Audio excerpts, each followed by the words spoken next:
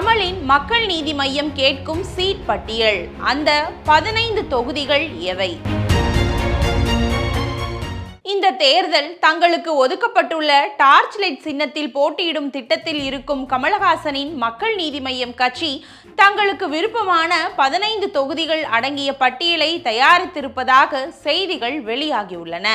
திமுக கூட்டணியில் அங்கம் வகிக்கும் மக்கள் நீதி மய்யம் கட்சி இதுவரை பெரிய அளவிலான அழுத்தம் எதையும் திமுகவுக்கு கொடுத்ததில்லை. கட்சியின் தலைவர் கமல்ஹாசனுக்கு தரப்பட்ட ஒரே ஒரு ராஜ்யசபா சீட்டுடன் அக்கட்சி திருப்தி அடைந்து விட்டதாக மக்களவை தேர்தலின் போது விமர்சனங்கள் எழுந்த நிலையில் சட்டப்பேரவை தேர்தலில் இரட்டை இலக்கத்தில் சீட் பெறுவதற்கான முயற்சியில் இருக்கிறது மணிமா.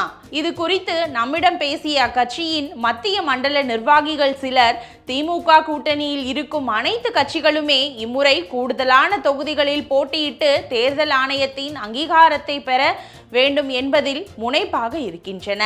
மக்கள் நீதி மய்யத்துக்கும் அதற்கான தேவை இருக்கிறது. அதற்கேற்ப எண்ணிக்கையில் நாமும் போட்டியிட வேண்டும் என்பது தலைவர் கமலின் விருப்பம். அதற்காக மாநிலம் முழுவதும் 15 தொகுதிகளை அடையாளம் கண்டிருக்கிறோம். அதன்படி கோவை தெற்கு, கோவை வடக்கு, சிங்காநல்லூர், கவுண்டம்பாளையம், சென்னை, வேளச்சேரி, மயிலாப்பூர், மதுரவாயில், அம்பத்தூர், தாம்பரம், சோழிங்கநல்லூர், ஆலந்தூர், தியாகராய நகர், திருச்சி கிழக்கு, ஸ்ரீரங்கம், மதுரை மத்தி ஆகிய 15 தொகுதிகள் எங்களுக்கு வெற்றி வாய்ப்புள்ள தொகுதிகளாக கண்டறியப்பட்டுள்ளன.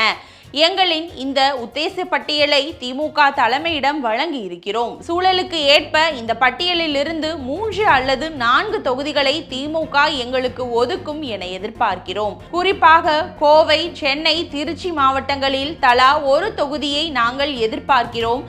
எங்களது சொந்த சின்னத்தில் போட்டியிட வேண்டும் என்பதுதான் எங்களின் விருப்பம். இதையும் நாங்கள் திமுகவிடம் வலியுறுத்தியுள்ளோம் என்கின்றனர் மக்கள் நீதி மய்ய நிர்வாகிகள்.